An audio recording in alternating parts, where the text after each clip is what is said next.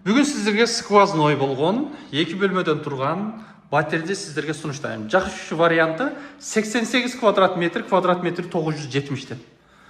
Соны да мұндай сатпайды. Терезелер пластик.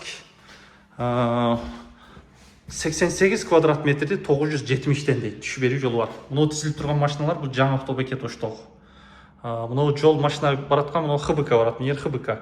Мұны жол болса бұл жағы кетсеңіз Қарасу, бұл жағы кетсеңіз район, Зайнабиднева кетесіз. Мұны түп-түз басаңыз достыққа барасыз.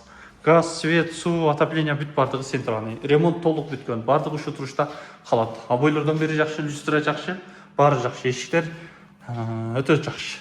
Сыртқы ешіктен бері бұрын ешік. Бұл жағы болса киім кешені, қышқы жағы киімдерді саласыз. Бұл жақта болса қонақ бөлме. Қара.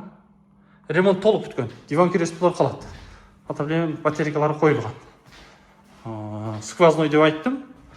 Нақыра. Аэропортқа да ыңғайлы. Мұны жерін аэропортқа кетесіз. Мұны жер жаңағы жаңа автобекет деп айттым. Балдар ойнаушы, машина қоюшы жайлар екенін.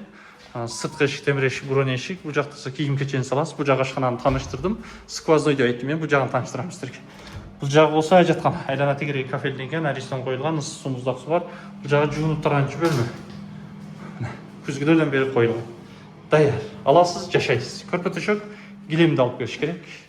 88 квадрат метр, жаңырақ машинаға алмашы жолы бар. 970-тен шашы сатылып отқан ұшыры.